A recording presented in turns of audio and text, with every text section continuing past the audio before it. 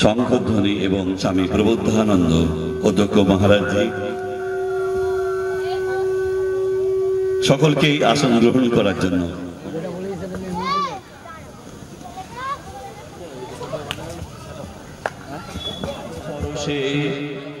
পবিত্র করা তীর্থ নীরে আজি ভারতের মহামানবের সাগর তীরে আজি ভারতের মহামানবের সাগর তীরে দেখে আমরা উপস্থিত হয়েছি একটা একটা করে 50 বছর ধরে যে সংস্কৃতি গড়ে উঠেছে। মহারাজের কাছে যাও, একটু সাইড থেকে দেবে।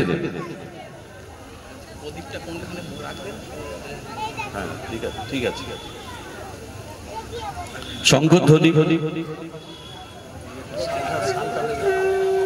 না, সালটা থাক, সালটা এখন সালটা না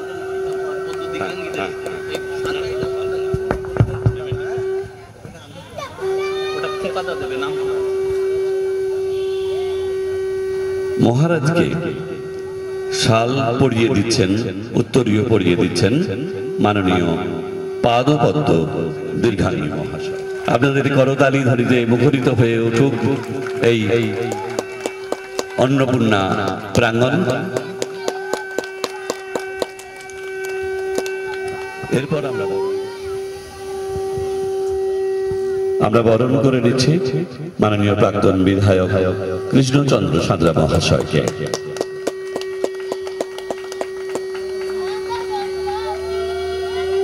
উত্তরীয় পরিয়ে দিচ্ছে, পুষ্পস্তবক প্রদান করা হয়েছে এবং মেমেন্টো তুলে দেওয়া হয়েছে। চন্দনের ফোঁটা, পুষ্পস্তবক, উত্তরীয় এবং মেমেন্টো দিয়ে বরণ করে নিচ্ছে মাননীয় প্রাক্তন চেয়ারম্যান স্বপন নন্দী মহাশয়কে।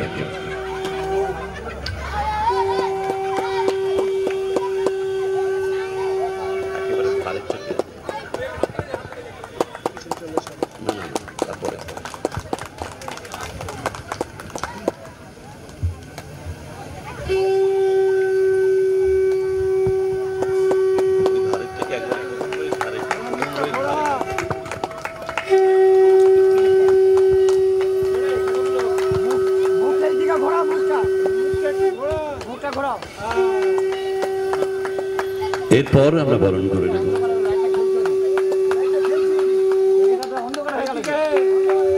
বরণ পর্ব চলছে শঙ্খধ্বনির মধ্য দিয়ে এবং করতালি ধ্বনির মধ্য দিয়ে। এরপর আমরা বরণ করে নেব মাননীয় এই যে অন্নপূর্ণা ছিলেন। এরপর আমরা বরণ করে নেব বিশিষ্ট নাট্য ব্যক্তিত্ব। বরণ পর্ব চলছে।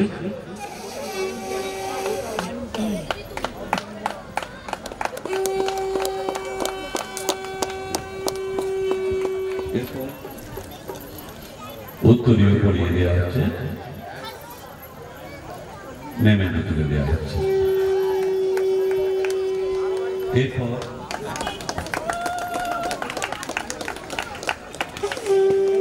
করতালি ধ্বনি এবং উলুধ্বনির মধ্য দিয়ে এই বরণ পর্ব চলছে।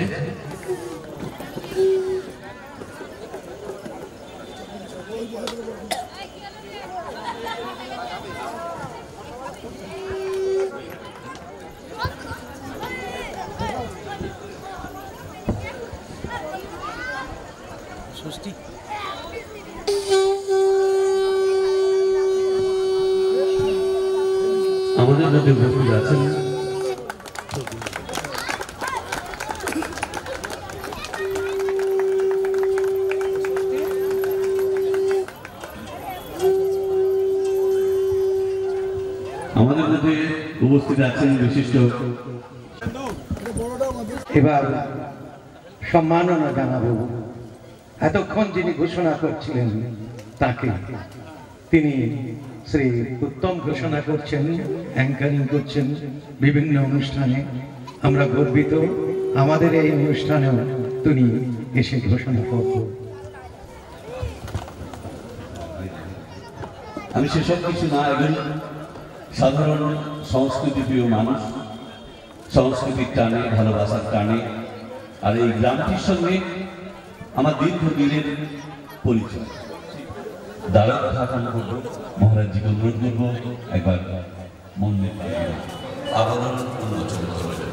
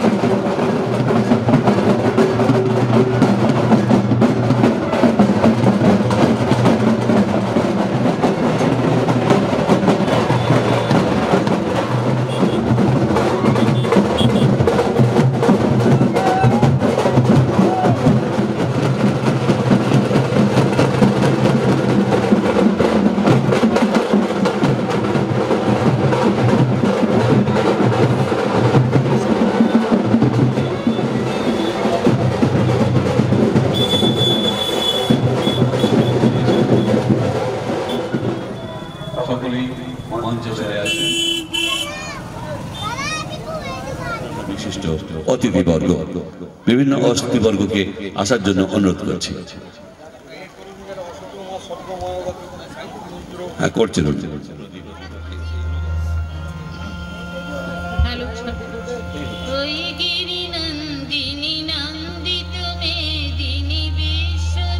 মাঙ্গলিক প্রদীপ প্রজ্বলন করছেন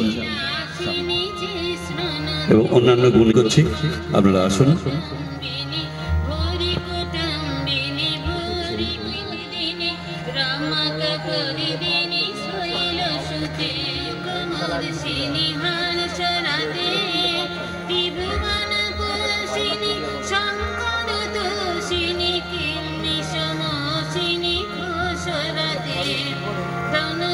প্রজ্বলিত হচ্ছে মাঙ্গলিক প্রদীপ।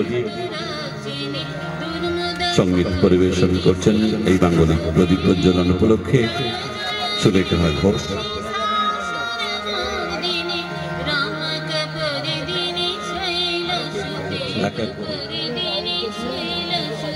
জীবন পূর্ণ হবে দফনদানের মধ্য দিয়ে।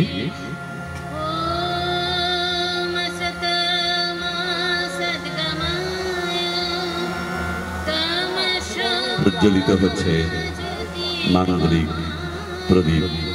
মাঙ্গলিক প্রদীপের পবিত্র আলোয় আমাদের মনের যত আবিলতা, যত কুটিলতা সব দূর হয়ে যাক। আমরা শুদ্ধ মানুষ হতে পারি, প্রকৃত মানুষ যেন হতে পারি এবং মানব সেবায় আমরা যেন নিজেদেরকে নিয়োগ করতে পারি। নিষেদিন আলোক শিখা জ্বলুক গানে, আধারের গায়ে গাছটি হতে বুঝবে কালো, যেখানে পড়বে সেথায় দেখবে আলো। ব্যথা মোর উঠবে জ্বলে ঊর্ধ্ব পানে, আগের পরশ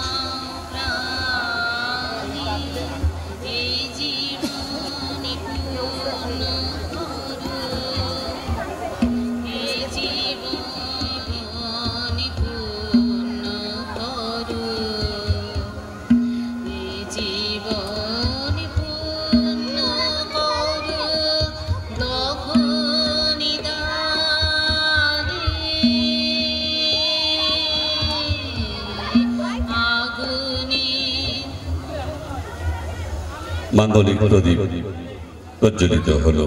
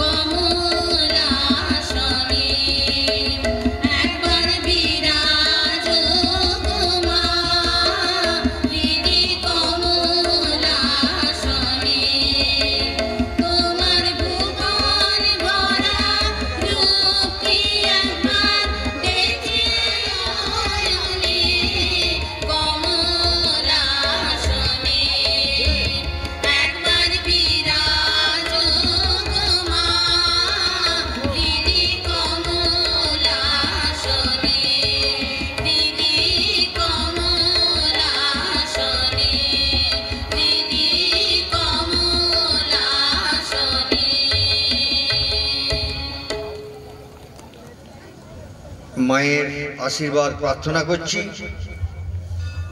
এবং শ্রী মায়ের কাছে এও প্রার্থনা করি হিসাবে তেঘরি গ্রামের ইতিহাসে যেন থাকে, আবহাওয়া যেন এই কদিন যেন সুন্দর থাকে। চারিদিকে এখন কখনো জল, কখনো ঝড়, কখনো শিলাবৃষ্টি এমন হচ্ছে, আবহাওয়া সম্বন্ধে কোনো নিশ্চয়তা নেই। গতকালই এক জায়গায় গেছিলাম একটি নবকুঞ্জের অনুষ্ঠান উদ্বোধন করতে, কিন্তু সেখানে এমন জল ঝড় আরম্ভ হয়ে গেল, পুরো সব বন্ধ হয়ে গেল। সেখানে আমার বক্তব্য রাখাই হয়নি। কিন্তু মায়ের কৃপায় আজকে আবহাওয়া খুব সুন্দর আছে, এখানে এসে ভালো লাগছে। আপনাদের এই গ্রামবাসীর উৎসাহ, উদ্দীপনা প্রভৃতি দেখে 50 বছর শ্রী শ্রী অন্নপূর্ণা পূজা এখানে হয়ে চলেছে। তার একটি পাকা সুন্দর মন্দির হয়েছে, শিবের মন্দির আছে, নাট মন্দির আছে, সামনে এইরকম খোলা জায়গা আছে। এটা একটা কিন্তু এই গ্রামের একটা গর্ব, এটা মায়ের একটা বিশেষ কৃপা। শুনছিলাম যে একজন বলছিলেন যে অন্যান্য গ্রামে যদি জল ঝড় হয়, অনাবৃষ্টি হয়, অতিবৃষ্টি হয় বা শিলাবৃষ্টি হয়, তাহলে তাদের হয়তো ফসলের ক্ষয়ক্ষতি হয়।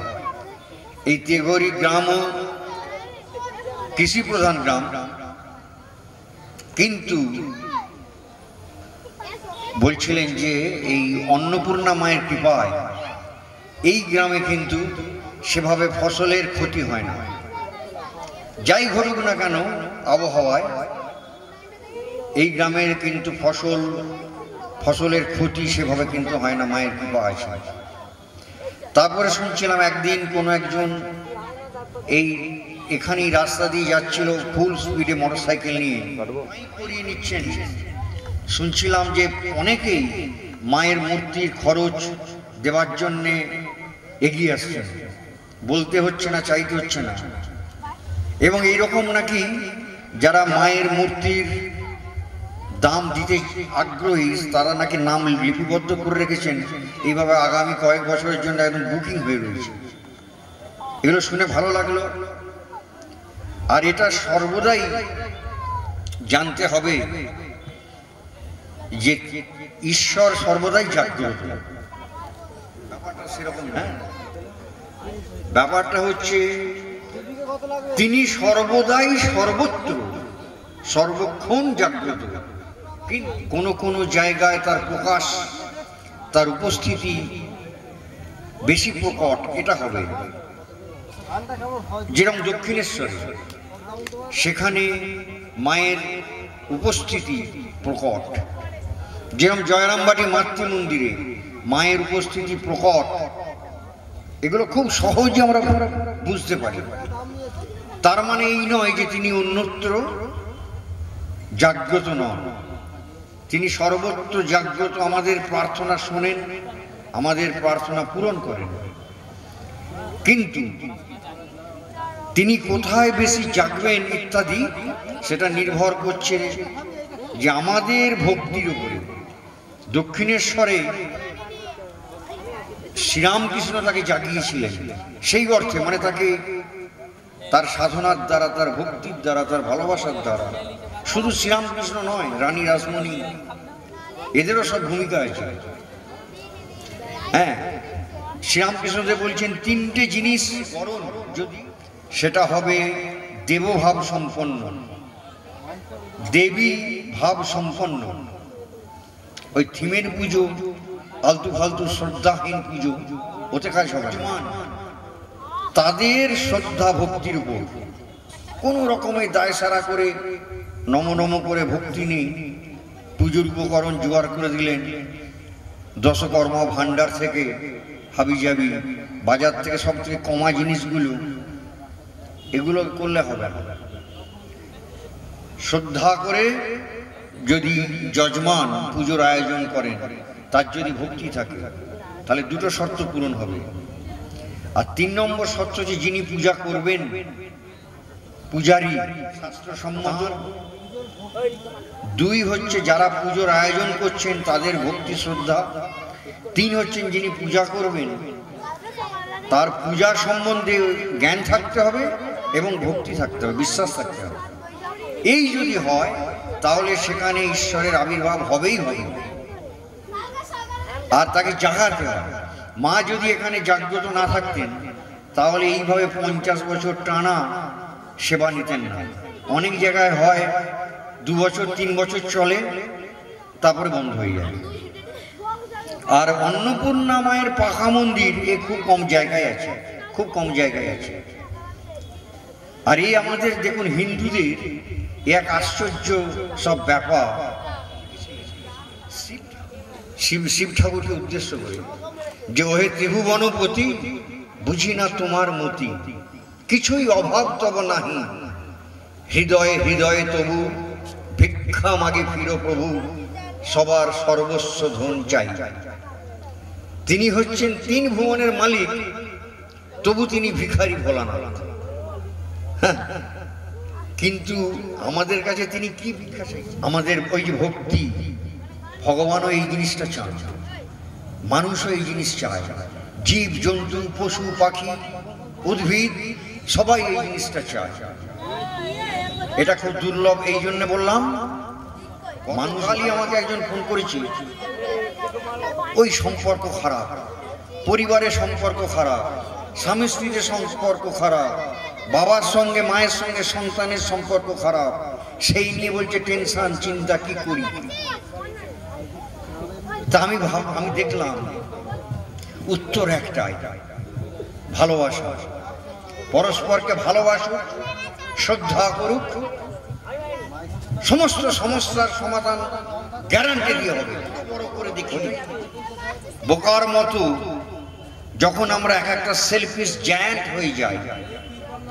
এই স্কুল কলেজে লেখাপড়ায় ছোটোর থেকে যে কম্পিটিশন, আমাকে ফার্স্ট হতে হবে, ওকে টপকাতে হবে, এই যে প্রতিযোগিতা, এর ভেতরে যে ওই যে বলে ইঁদুর দৌড়, এর ভেতর দিয়ে ছেলে মেয়ে যখন বড় হয় সে অটোমেটিক স্বার্থপর হয়ে যায়। সব স্বার্থপরে ভর্তি হলে সে আর ভালোবাসতে পারে না, তার ভালোবাসাটা ক্রমশ মরে যেতে থাকে। সে একবারে ছোট্ট গণ্ডির একটা প্রাণী হয়ে যায়, বিশাল আকাশের মতো হৃদয়টা গুটিয়ে যায়।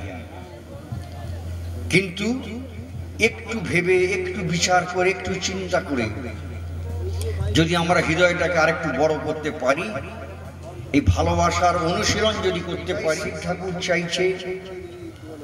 আর এই যে এটা হচ্ছে প্রতীক, একটাও পূর্ণ, তুমি তো সর্বদাই পূর্ণ, তোমার কোনো অভাব নেই। শঙ্কর প্রাণ বল্লভে জ্ঞান বৈরাগ্য সিদ্ধার্থং ভিক্ষাং দেহি চ পার্বতী। তার কাছে প্রার্থনা করছে জ্ঞান। জ্ঞান মানে ব্রহ্মজ্ঞান, আত্মজ্ঞান।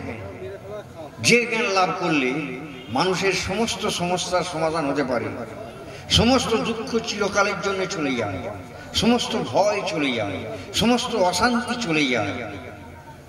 সেই জ্ঞান, সেই জ্ঞান, বৈরাগ্য, সিদ্ধি, সিদ্ধি লাভ, সাকসেস তুমি আমায় দাও, এই হচ্ছে তার কাছে প্রার্থনা। যাই হোক, আর বক্তব্য দীর্ঘায়িত করব না, অনেকটা আবার ফিরতে হবে। খুব ভালো লেগেছে এখানে এসে। মায়ের কৃপায় এই গ্রামের দিন দিন শ্রীবৃদ্ধি হোক। যেখানে তার পুজো সেবা ঠিক হয় সেখানে কখনো কোনো অভাব হতে পারে না। বিশ্বাস রাখুন, এগুলো ঈশ্বর, ধর্ম, এগুলো কোনো কথার কথা নয়, এগুলো কোনো কাল্পনিক ব্যাপার নয়, এটা হচ্ছে বিজ্ঞান। সমস্ত বিজ্ঞানের থেকে শ্রেষ্ঠ বিজ্ঞান। Spirituality is the science of all sciences. এই ফিজিক্স, কেমিস্ট্রি, ম্যাথামেটিক্স এসব এর তুলনায় অনেক বেশি নিকৃষ্ট, এর তুলনায় কিছুই নয়। সুতরাং এটাই হচ্ছে সুপ্রিম সায়েন্স। ভগবান সত্য শুধু নয়, পরম সত্য, অ্যাবসলিউট ট্রুথ, এবং তিনি সর্বক্ষণ আমাদের ভিতরে, আমাদের বাইরে, আমাদের আশেপাশে তিনি উপস্থিত। আমরা বুঝতে পারি বা না পারি তিনি উপস্থিত। গভীর বিশ্বাস করে তার স্মরণ নিন, আপনার প্রার্থনা তিনি পূরণ করবেনই। নো টেনশন, নো ভয়। জ্যোতিষীর কাছে গিয়ে 20 ঘন্টা পাথর পড়ার দরকার লাগবে না। সর্বশক্তিমানের কাছে সারেন্ডার করুন, মনে মনে তার স্মরণ নিন যে আমি তোমার শরণাগত, তুমি আমার ভার নাও, দিয়ে নিশ্চিন্ত হন, নিশ্চিন্ত থাকুন। 100% বিশ্বাস নিয়ে আপনার সমস্ত সমস্যার সমাধান হবেই হবে। সর্বে ভবন্তু সুখিনঃ, সর্বে সন্তু নিরাময়া, সর্বে ভদ্রাণি পশ্যন্তু, মা কশ্চিৎ দুঃখভাগ ভবেৎ। নমস্কার। উৎসব কমিটির পক্ষ থেকে আমার অন্তরের প্রণাম নিবেদন করছি।